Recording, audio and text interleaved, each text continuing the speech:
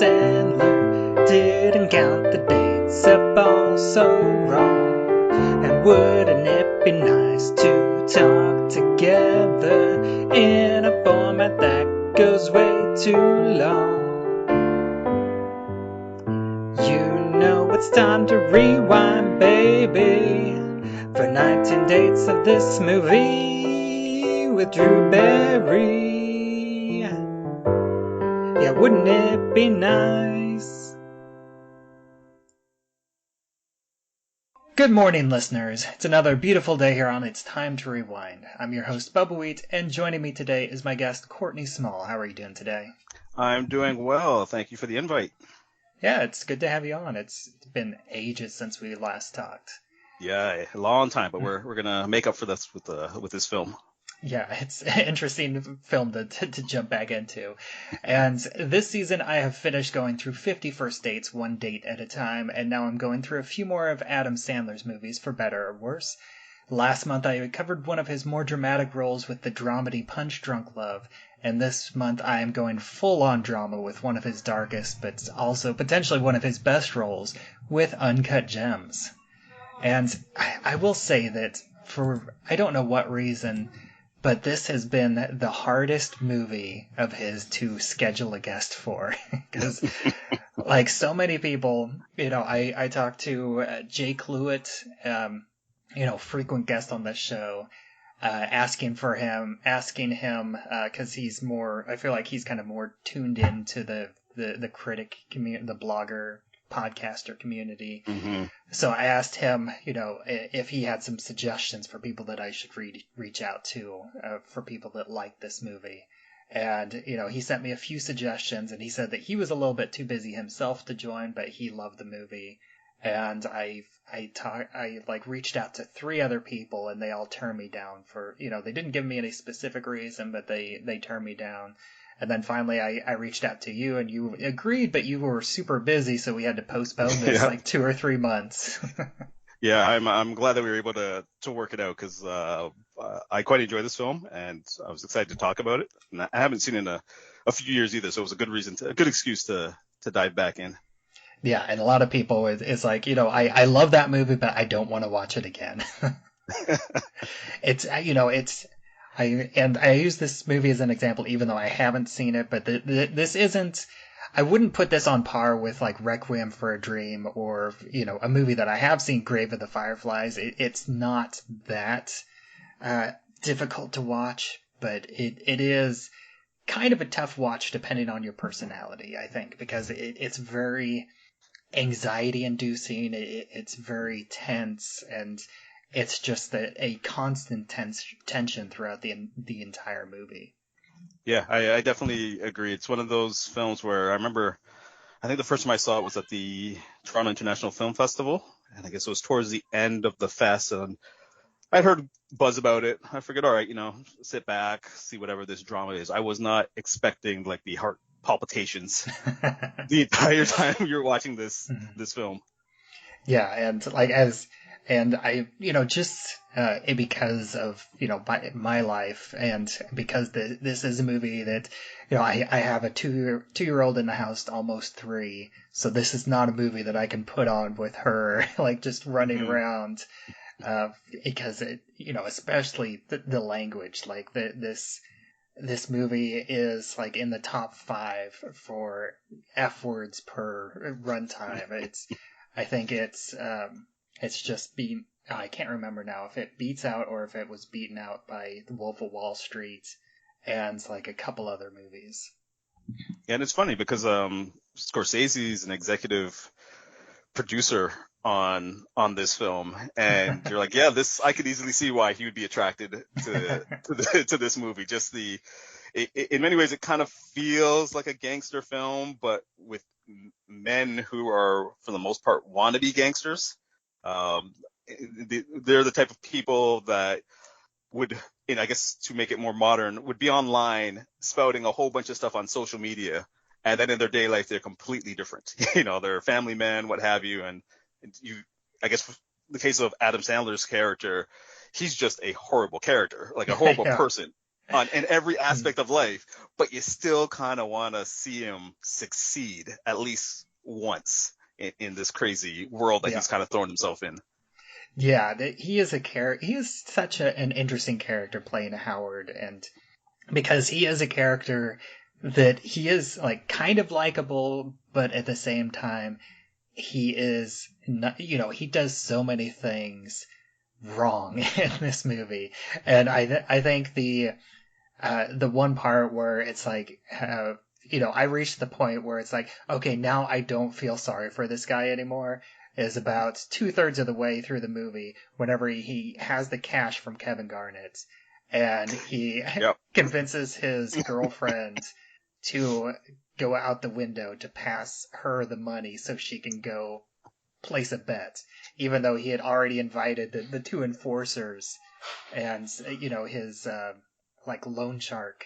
I can't think of it. Arno, I Yeah, think is his name. Arno. Yeah, Yeah. yeah. I mean, he says Arno so many times in this movie. Arno, talk to me, Arno. There's a great scene in the car where Howard, basically Arno and his thugs show up at Howard's kids' school on the night of like this pageant that they're doing. Yeah, this play, And, which yeah, the play. Yeah, I love the rough 'em scene. I love the moment where they have this like way above middle school or high school theater production where the coins are coming out of her mouth. Yeah. Well, you get the sense that it's a community that is very well off. Like everyone is kind of working their way through, and as they're roughing him up in the car, he keeps trying to plead with them. He's like, Arno, and even at one point Arnold's like, stop saying my name, kind of thing. Like he's even getting frustrated of hearing his name. And then, I guess we're gonna go full into this, just kind of free-form conversation. So if you haven't seen the film, definitely watch it before going any further. But Arnold turns out actually is like related to him. So the guy that he owes money to, the guy that's roughing him up, that has all these goons, is technically family. And that adds a whole other layer to this, the tension in this film, and the idea of these quote unquote family men who are perceived to be upstanding individuals in one sphere and are just horrible, horrible people in another realm that they all exist in. Yeah, and just in case somebody's listening to this and hasn't seen this movie, just a very quick plot rundown is that Adam Sandler plays Howard, who is this he's this owner of this jewelry store in the Diamond Exchange district of New York, and he is like a gambling addict, which they never really point out, but based on his actions over the course of the movie, you can definitely tell he's a gambling addict. He likes betting on basketball. And he is, in with the wrong type of people that you should be borrowing money from. And so he's got Arno and his enforcers are breathing down his neck, as well as like several other people who throughout the movie you find out that he has double dealing with and reneged on his loans through various other people's, and he's dealing in fake watches. He's got he also has someone working for him. I forget his name, but played by Lakeith. Damani. Yeah, Damani. And he like brings in these celebrities to shop at his store to help give him the clout and help make him money, and he's supposed to work on kind of commission. And you eventually find out that the stuff that he's supposed to have, like he has his own jewelry items that Howard is supposed to be storing in the safe, and he finds out that all of that he has like pawned off or sold to other people. And so he's like double dealing everyone, and he's got a family. He's married to I forget everybody's name. I gotta pull this up. His wife is Diana, played by Idina Menzel. Yeah, Idina Menzel. And is on the outside of the city, and that's played by like a social media Julia Fox. I believe I read that this was like her first major movie, like her first major role, and she was kind of brought in as like a social media influencer. And the movie is also set in 2012, it came out in 2019, and the main reason they did that is because they shot during the NBA season, so they couldn't get any current NBA players to star in the movie. So they got Kevin Garnett, and they got The Weeknd first, and then they got Kevin Garnett, who would have been active at the same time that The Weeknd was up and coming. And so they decided to set it in 2012, which kind of makes it interesting. I mean, it's not really much of a time capsule because this doesn't feel like a period piece other than the whole NBA championship that's going on that he's betting on. And I mean, I guess they make it, I guess around 2012. I can't even remember if The Weeknd had a career at that point, but I guess The Weeknd was probably now Yeah, kind of blowing up as an artist. yeah, he was like up and coming and like playing shows in New York. I think that's why they set it there because they had The Weeknd, so he could tell them like maybe not exactly what he was doing, but kind of where he was in his career. Yeah. There's a great line where Howard goes to an after party that The Weeknd is playing at and kind of hosting, only to find out that The Weeknd is making moves on Julia, because Howard is very much insecure about a lot of things, especially when other men talk to his mistress. Like, you can always just see the way how Sandler's character gives a certain look whenever Julia is flirting with customers or just doing her job, even though she's, for the most part, completely committed to Howard. But he completely loses it on The Weeknd at one point, and even talks about how his career is going to be nothing, and he'll ensure that no DJ ever plays his music. And of course, fast forward years later, The Weeknd's headlining the Super Bowl. So it's just one of those funny things to think about when you watch this film. Yeah, and just everything.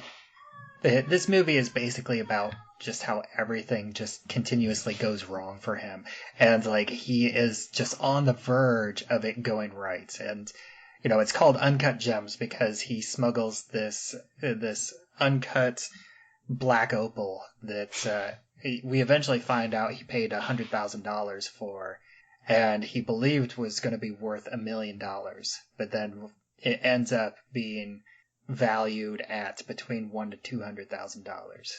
So that ends up being a bust. And it's like one of the first things is, he gets this. Lets Kevin Garnett borrow this gem that he just received, and Kevin Garnett is just obsessed with it. He wants to buy it, but Howard already has it set up for an auction to go up for it to bid, but he wants it, as a good luck charm for his game. And so Kevin Garnett borrows it, or KG is how Howard continuously calls him. Just, again, with the names, like just constantly going, yay, KG, KG.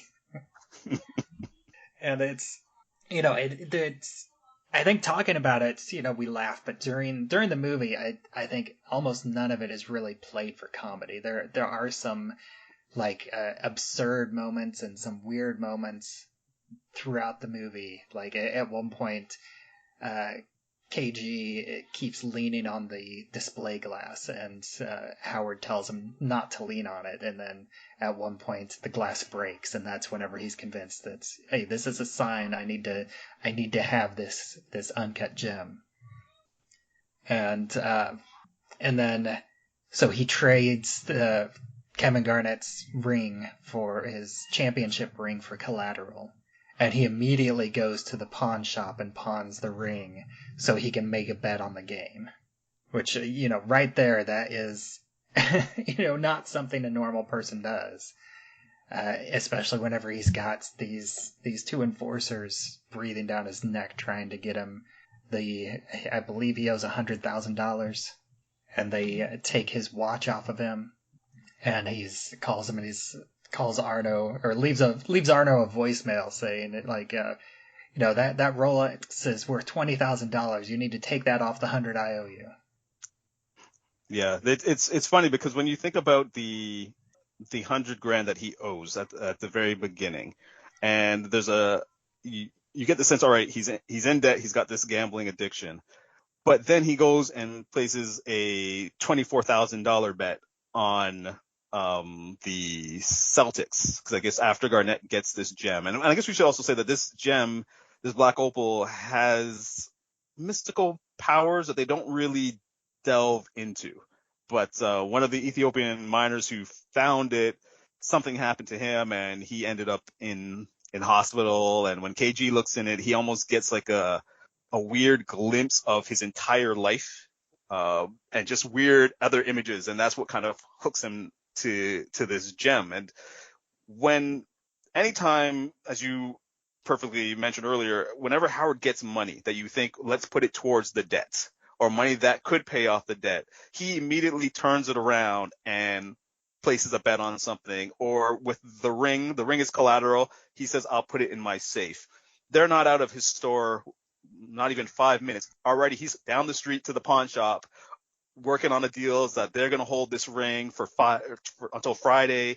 And they're like, well, the last time you gave us something, like, he's constantly working angles with every single person he meets. And I think that's also what ratchets up the tension, because you're keeping track of all the people he owes money to or he's telling lies to. And as a viewer, you start to get tense because you're like, okay, you got to pay off Arno, but what about this other dude who you just gave this watch to? Oh, Damani's now saying that those watches are his. And why aren't you selling his watches? Oh, because you've already sold them off to some other. Like, there's so many different balls in play that as a viewer, you just get tense trying to figure out, like, which one is going to drop first. Yeah, and he's constantly lying to everybody too. He's like, yes, yeah, I've got the money. You know, I don't have it right now, but I have it. It's coming. And then, but at the same time, it's so weird because throughout the movie, like a lot of his, or I'd say about half of his tactics actually do or would have worked out for him if everything had gone to plan. Like that first bet that he makes using the money that he pawned Kevin Garnett's ring for, that would have made him $600,000. Yep. But because Arno found out about it, he got to the bookie first because he was just going through, an underground bookie. He was just going through a guy and not through official channels. And so Arno stopped the bet. And just took the money because he's like, that's my money that you're making a bet with. So he convinced the bookie that it was his money, and so he got that money back from him before the bet could go through. So he didn't actually win big on that bet. And then we have the whole auction, and then that falls through because it gets undervalued based on what he was expecting. And he uses one of his family members, played by Judd Hirsch, to bet against Kevin Garnett because he's like, Kevin Garnett, KG is a lock. He is going to pay anything he wants for this gem. And so he gets Judd Hirsch to bet it, bump the bid up. And of course, and I knew that this was going to happen. He's the one that gets stuck with the gem. And then he goes around and sells it to Kevin Garnett anyway. So he's in the hole too because he's out the whatever percentage fee that the auction house takes out for it.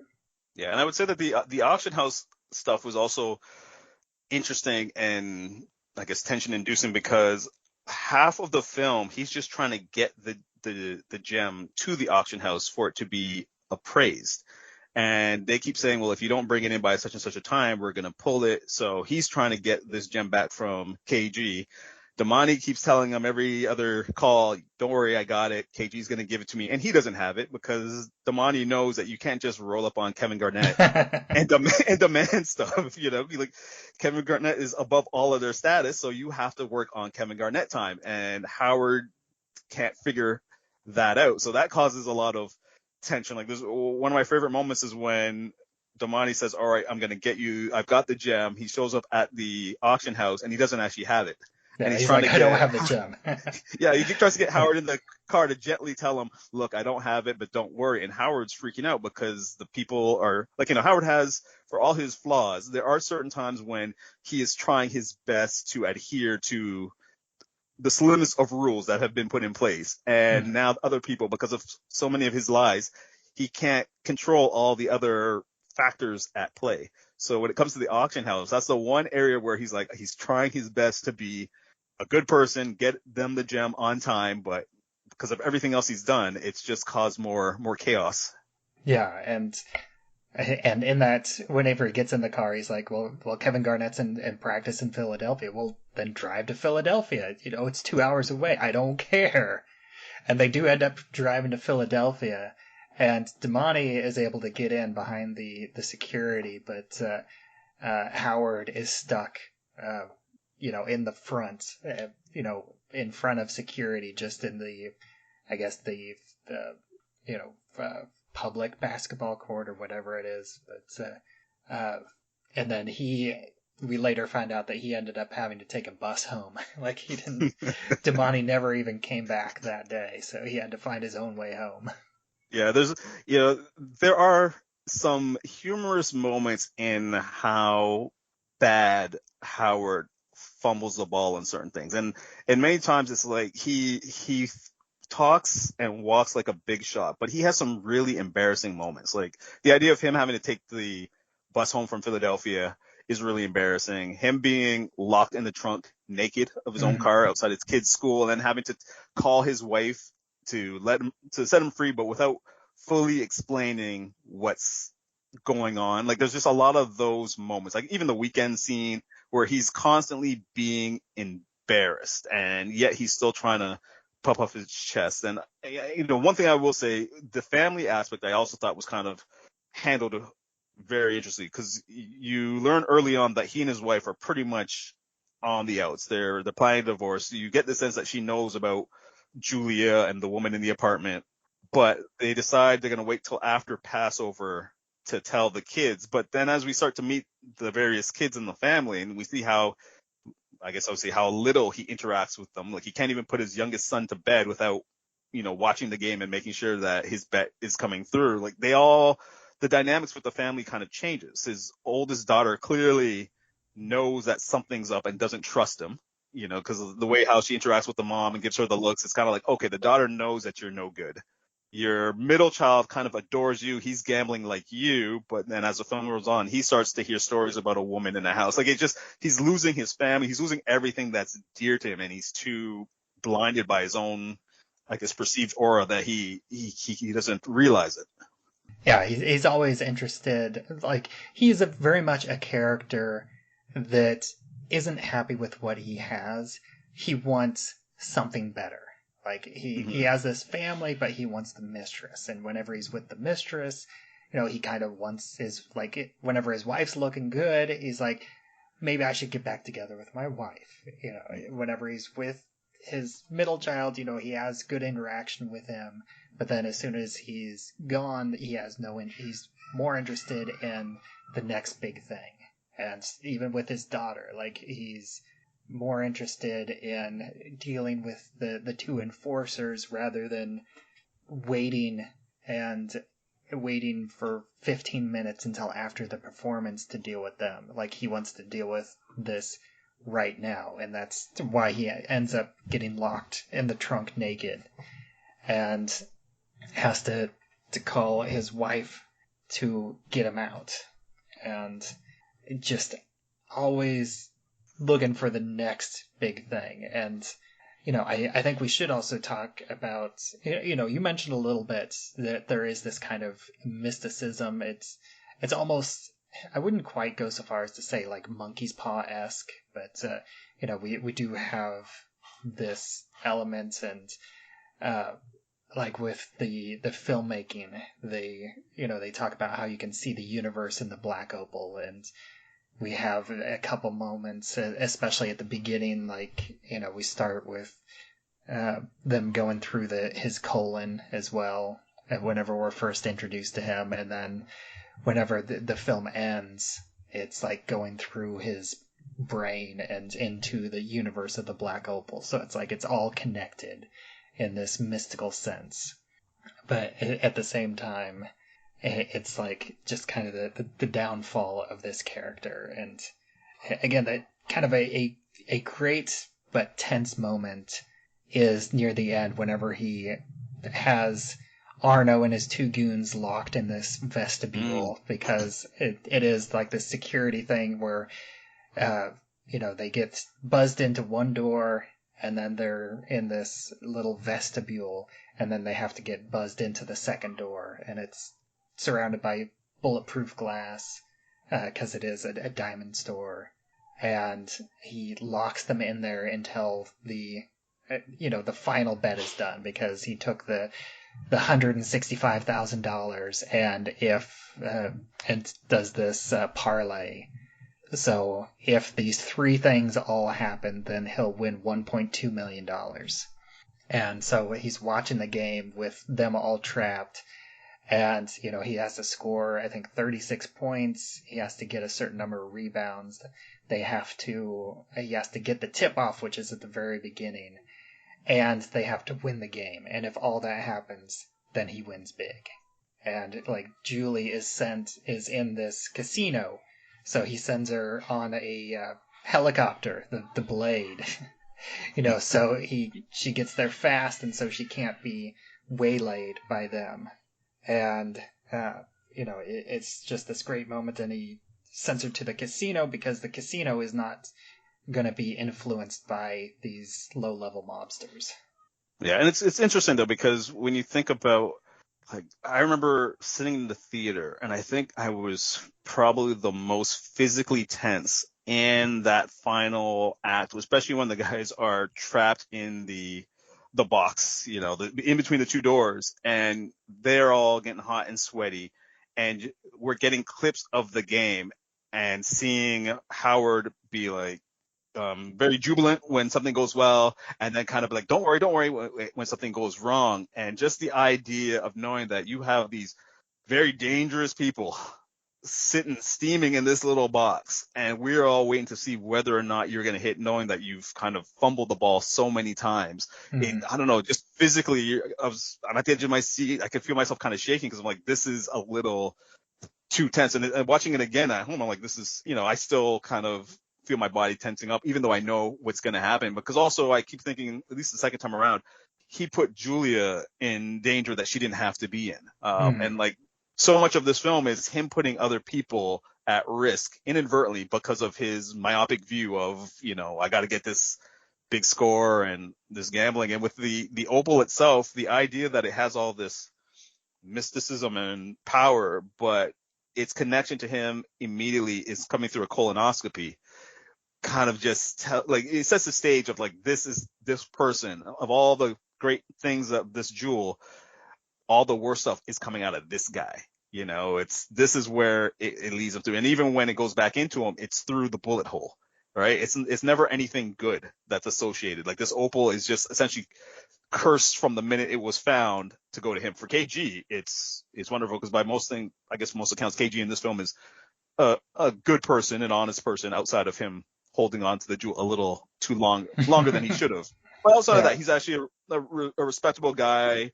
He's trying to be clean with the business, goes to the auction in good faith, does everything he's supposed to do, and he gets good fortune from the gem. Whereas Howard, we know from the beginning, is corrupt, and he even gets he had the Black Opal was clearly smuggled because he gets it. In order to get it, he has to cut open a fish, and it's hidden in the fish's stomach.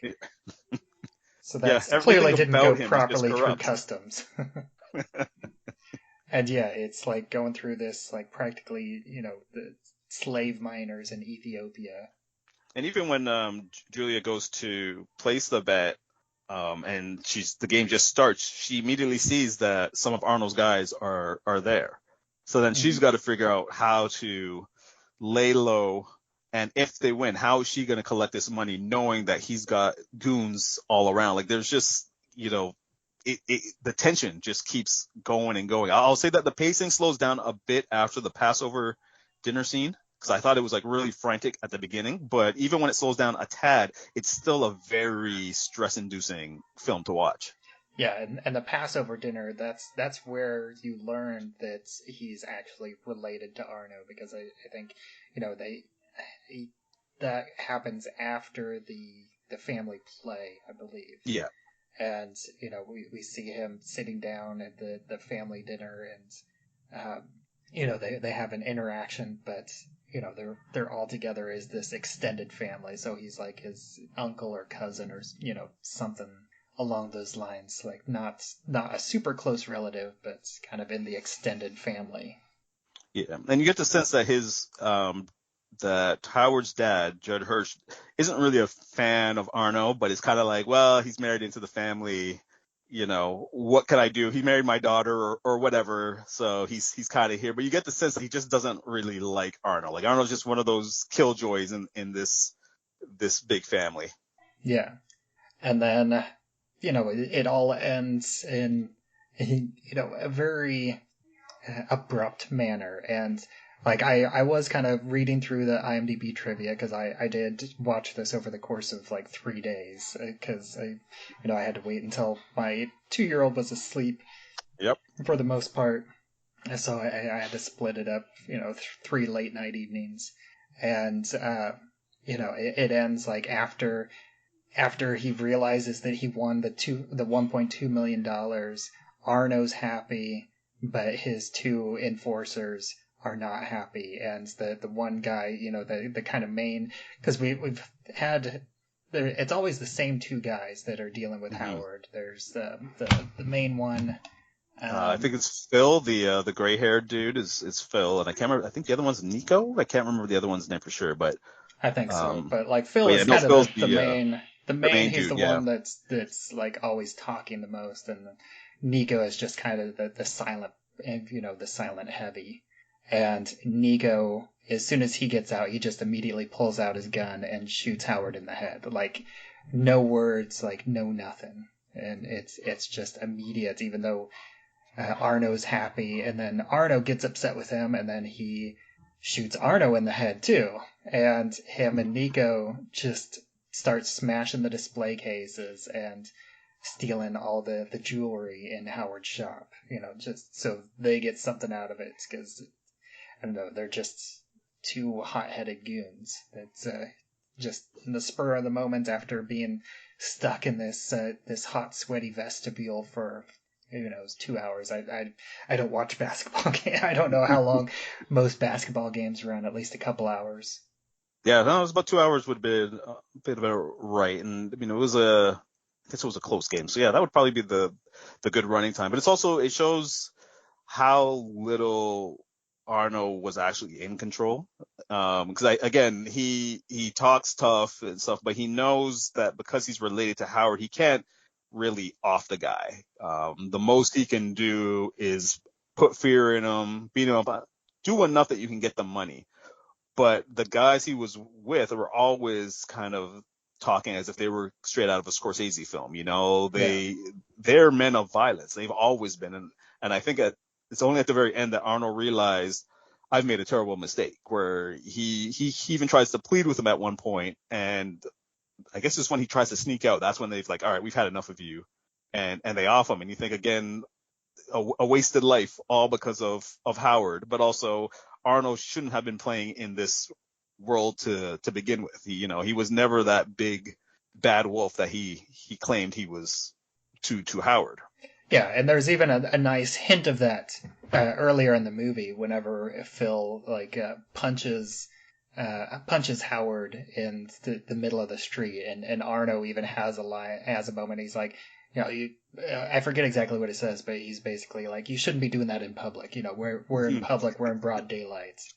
So he kind of berates him, and you can tell there, that's that little hint, for that little foreshadowing that Phil is gonna go off and do his own thing, and doesn't care if it's broad daylight, if there's police around. He's just gonna do what he feels like doing. Yeah, and I think the dynamics between Howard and Arnold being tied together as a family also make some of the earlier scenes resonate more, because there's a moment where Phil and the goon and the other goon Nico are following Howard, and they're giving like play-by-play updates of what he's doing. He's stopping in the street, he's playing with something, and then you hear Arnold say, "Oh, he just sent me a photo of cash saying he's got my money." Because at that point he had pawned off something and he had a bit of cash in his hand. He didn't have enough to pay off Arnold, but he was going to take that cash and then go and bet.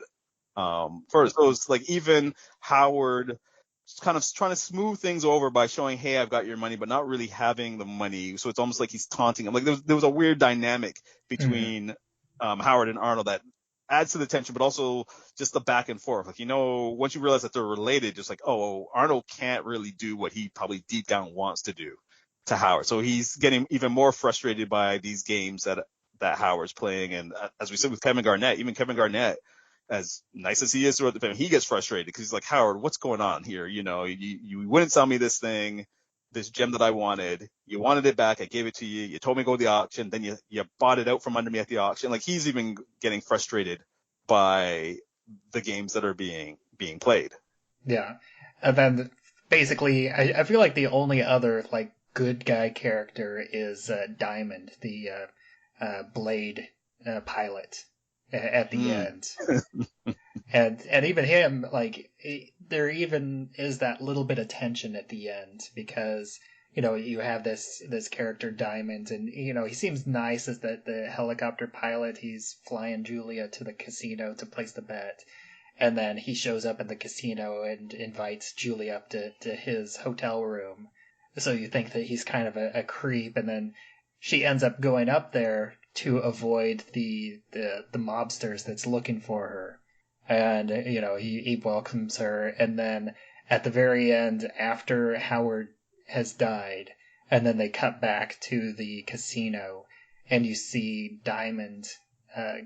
You see somebody uh, cashing in the bet and getting the uh, two duffel bags of cash, and then he turns around and it's Diamond, and as a first time viewer, you're like, what just happened? It was Diamond Mm-hmm. working with the mobsters, and then he goes into a limo, and then Julie is sitting there in the limo, and Julia's there in the limo, and then you realize, oh, he actually was a good guy, and she convinced him to do this for her, so she didn't have to show her face back in the casino and get made. And then it actually, the movie ends up nicely for her character. I think she's the only one that kind of comes out on top. Yeah, that's true, because even the last we hear of his wife, Howard is calling Diana, basically telling her to get the kids out the house. Yeah, because There's some he threat. because yeah, because as the three guys are trapped in the vestibule, they start making phone calls, and he can't hear what they're saying, and so he thinks that they're putting a hit out on his family. Hmm. And I also wondered, and even though it ends nicely for Julia, part of my brain was going, well, most of those people know who she is. They could probably track her down because they know that she's worked there. They know she's in New York, and if she's got all this money now, she doesn't know Howard is dead at this point. Like, is she walking back into a trap? Is it one of those things where she's just able to kind of start a fresh life away from him? And hopefully that's the case. But there's a little inkling because there's just so much that goes wrong. And I know that he finally gets it right on his dying bed, but there's always a ripple effect when it comes to Howard. Nothing is ever just kind of cut and dry. So I was like, well, what's the ripple effect with Julia? But that's just something for the audience to kind of imagine and create their own addendum to this film. Yeah, I kind of figured, since Arno's dead and the two kind of main goons Mm, that we see throughout, I feel like they're sated because they got the that's the true. jewelry. So they're happy with what they got. I don't get the impression that they would go after Julia on their own. I think that Arno would have had to have led them to her. That's true, and they probably got enough of a score from the jewelry shop anyway. And I guess just to be considering how frustrated Phil was with Howard and being trapped for 2 hours in the box. I could see him just being like, I don't want anything to do with this family ever again. And also, I wouldn't be surprised if they end up getting caught for that too, because that's a pretty significant, and I'm sure Howard has security cameras, so I don't think I get the feeling that they're not going to get away from that scot-free. Yeah, and even to get out, like there's one of the beautiful things, and one of the reasons they get trapped in the box in the first place is because you learn early on that the door is faulty. The magnetic seal on the door to get in and out, it causes problems. So at one point, even Kevin Garnett and Damani are kind of essentially trapped in that box. And Howard's doing everything he can to open the door because he doesn't want them to leave with the gem again. Yeah, he And doesn't they're want them like, to well, leave. He wants them to come in. yeah, exactly. It's like, well, if the door can't open, all right, we'll see you later. We'll come back later for the stuff. And he knows if that whole "we'll see you later" could be like another week and a half before he gets this this gem back. So like, I don't know. I love the way how the Safdies just create so much tension out of like the little things. Oh, the door won't open. That's a whole inducing scene. He goes to the pawn shop and it's like, oh, but you're pawning off a championship basketball ring that you just told someone 5 minutes ago that you were going to put in your own safe. Like, just there's always something. Even I can't remember this character's name, but one of the guys that he gives the Rolex to, that he also owed money to, but the Rolex like turned out to be fake. They're like twins, or they look like they look like Wish.com. I can't think of his name. The comedian, the dour comedian, Stephen Wright, I think. Yeah, he looks similar to Stephen Wright, but just the idea of like he owes that guy money, and when that guy pops up, that's another stressful scene, and he really treats that guy horribly. of the hierarchy of people that he tossed out to that guy the worst. But there's always somebody within that New York jewelry district that he owes money to, he's put a bad bet on, and you never know if that interaction is going to turn out to be a really bad one for Howard, like physically. Yeah, and even though we're having a very lighthearted conversation about this movie, and a lot of these scenarios that we talk about feel like they could have been played for comedy, I think it's worth reiterating that none of this is played for comedy. Like, yes, there is. It's very serious. I think you can get just like a little bit of a laugh, or even just, and not even so much a laugh, but just a little bit of a tension reliever. But even just because of how comedic the situation is, you get just a little bit of relief. But it's a relief from the tension. It's not like a full blown comedy moment. Mm-hmm. Yeah, it's one of those films that's great to look back at, and when you're talking about it, you laugh, but when you sitting through it, it's a completely different experience. And I think that's one of the reasons I really love this film. There's so much you get out of it, and I'll say the one thing that I wish they had developed a little bit more was the mysticism of the gem. Because you get at the beginning, you get a little bit with KG, and then I just wish they had kind of explored that a little more. But for everything else, I was completely fine with. I just wish they gave us a little bit more about this gem and its powers outside of being Howard's downfall.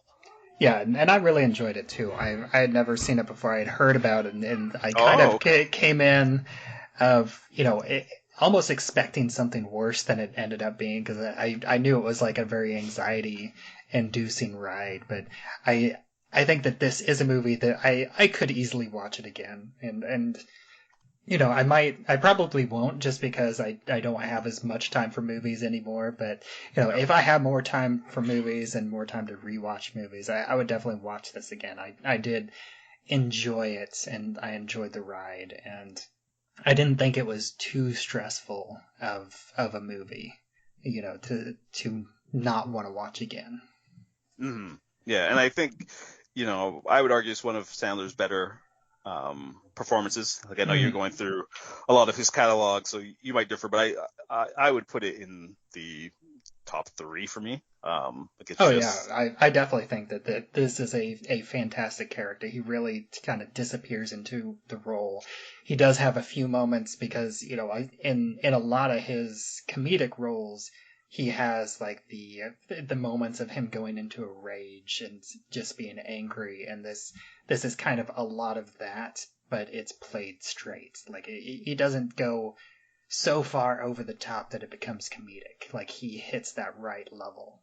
yeah, yeah. It's I wish he did more stuff like this, but I understand the money, the fame comes from the comedic Mhm. things. But I actually saw him in person at Toronto International Film Festival when Punch Drunk Love premiered there, and just seeing him in person and on stage and stuff, he's such a kind of quiet, reserved type of person. Like as with a lot of these comedians that are known for their broad humor, they're actually like kind of really cerebral and quiet in real life. And it's like, oh, I kind of want to see more of this side of you, you know? And so something like this, even though it's not a quiet role whatsoever, but it's just like, I love seeing these other facets of him. And I wish actors like himself, I would even argue Will Smith, even Tom Cruise, like, I love when they kind of take a moment to go and do something a little darker or a little quieter. Like it doesn't have to be Mr. Hollywood all the time. Yeah, I love Tom Cruise in Collateral. That's one of his great Yes. Yeah. performances. All right, well, thank you so much for joining me today. It was great to finally watch this, and I feel like for the most part, I have covered a lot more of Adam Sandler's better movies. I haven't really hit any of the bottom of the barrel. I think, the closest was like Blended and Click, but I still enjoyed both of those for Yeah. what they were. But again, thank you for coming on, and why don't you take a moment and let people know where else they can find you and your work. Oh, well, thank you very much for having me and for the invite. I'm glad we can make it happen. You can follow me on Twitter, X at Small Mind, pretty much any social media at Small Mind. Cinema Axis is my own kind of personal blog site, but I do write for other places. And I just launched a new website. It's more of a resource site called blackcanadianfilm.ca. And it's just a resource where you can kind of keep track of all the Canadian films made by Black filmmakers or having Black stories represented on screen in Canadian films. So that just launched as well. But again, at Small Mind on social media, that's pretty much, you can find me anywhere. And I usually have links to my various places that I write for. All right, and as always, I am Bubbawheat, and you can find me on social media everywhere where I'm at Bubbawheat. And you can find this show, It's Time to Rewind, on all the available podcatchers out there. We also have a Facebook group, It's Time to Rewind, a time loop group, and you can join that and discuss episodes as they come out and also be informed of what I'll be covering in future seasons. And I believe I am going to do one final Adam Sandler hiatus episode. I believe I'm going to be covering bedtime stories with a new guest. And then after that, in October, I will be starting the next season of this show, which is I'm calling Red Who. And I will be going through, I'll be sampling Red Dwarf and Doctor Who. One episode per Doctor and one episode per series, and a few extra BBC sci-fi at the end. I'm going to cover all the time loop and time loop related episodes, as well as a lot of non-time loop episodes, because surprisingly, neither one of those shows really have very many, classic time loop episodes. And then I will kind of be the climax of that series.